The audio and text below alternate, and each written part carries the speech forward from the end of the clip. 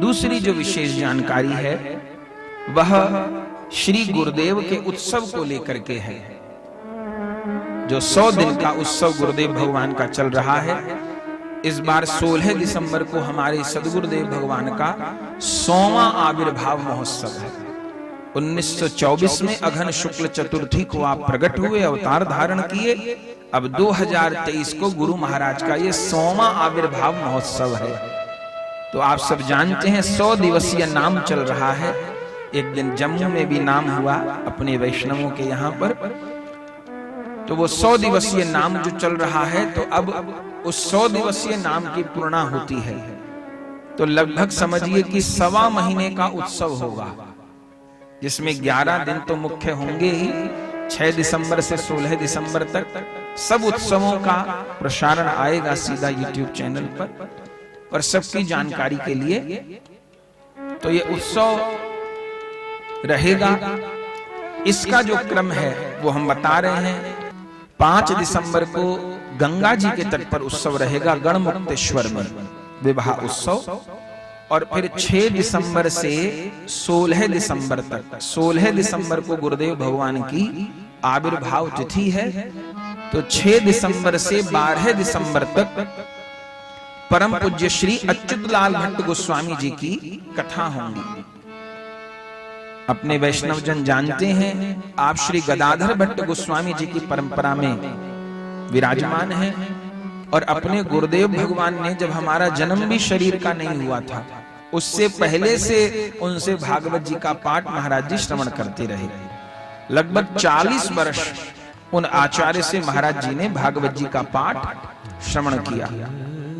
तो वे परम पूज्य श्री अच्युतलाल भट्ट गोस्वामी जी महाराज 6 दिसंबर से 12 दिसंबर तक गौर कृपा धाम में कथा का दान करेंगे। समय रहेगा प्रतिदिन सवेरे 9:30 बजे से 2 बजे तक दोपहर। आप की मूल भागवत जी होती हैं, तो उसका हम लोग सुख प्राप्त करेंगे 6 दिसंबर से 12 दिसंबर तक। फिर 13, 14, 15 और 16, 13, 14, 15 दिसंबर, इन 3 दिन अपने द्वारा सेवा रहेगी। गुरु महिमा का गान होगा सवेरे 10 बजे से 1 बजे तक, और वो भी गौर कृपा धाम में रहेगा। 15 तारीख को शाम को भी उत्सव रहेगा, विवाह महोत्सव। वो राधे श्याम आश्रम में रहेगा, परिक्रमा मार्ग में ललिता आश्रम के निकट, 3 से 6 बजे तक। फिर 16 तारीख को गुरुदेव की आविर्भाव तिथि है, 100वीं। उस दिन पहले सवेरे 7 से 8 बजे तक गुरुदेव का अभिषेक होगा, अर्चन होगा। और उसके बाद में फिर लगभग 8, 8:30 बजे से विशाल नगर कीर्तन होगा। जो नगर कीर्तन में बड़े दिव्य डोले में गुरु महाराज विराजेंगे, सब वैष्णव जन होंगे। और आश्रम से हम लोग परिक्रमा मार्ग में प्रवेश करेंगे। कृष्ण कृपा धाम की ओर से परिक्रमा मार्ग से चलते हुए फिर गौरांग दास बाबा जी महाराज के समाधि स्थल तक जाएंगे। वहां हमारे गुरुदेव अपने गुरुदेव का पूजन करेंगे, और गौरांग दास बाबा जी महाराज की प्रसादी माला गुरुदेव के लिए आएगी। गौरांग बाबा जी गुरुदेव को आशीर्वाद प्रदान करेंगे। और फिर गौरांग दास बाबा जी के समाधि स्थल को प्रणाम करते हुए हम लोग विद्यापीठ चौराहे से वापस गौर कृपा धाम के लिए लौट आएंगे। रास्ते में स्वागत उत्सव होता रहेगा और दिव्य बधाई गान होगा। तो उस विशाल नगर कीर्तन में सब कुछ सम्मिलित होना है। और जिनके यहाँ 100 दिवसीय नाम हुआ है, उनसे तो आग्रह है ही वो सब लोग अवश्य पहुंचे। पूरे उत्सव में न रह सकें तो 16 तारीख को तो जरूर पहुंचने का बनाएं। तो 8 बजे से 12, 12:30 बजे तक वह नगर कीर्तन होगा।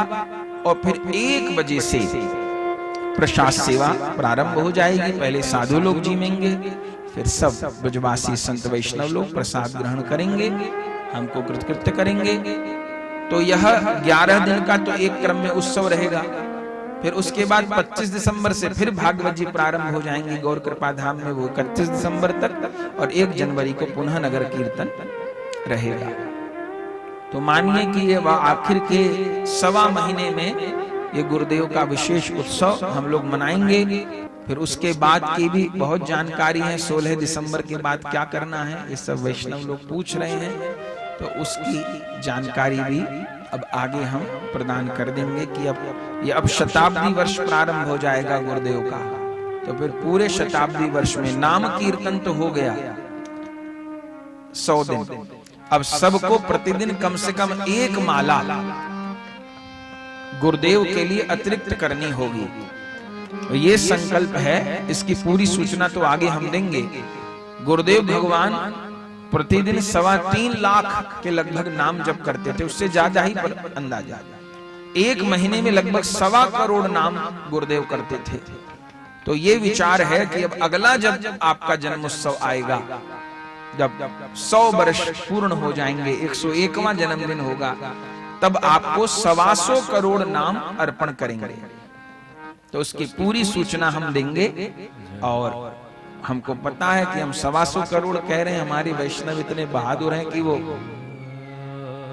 1100 करोड़ अर्पण करेंगे। अभी भी नाम एक एक दिन में 3-3, 4-4 जगह तक हुए, इतना आग्रह वैष्णवों का आया।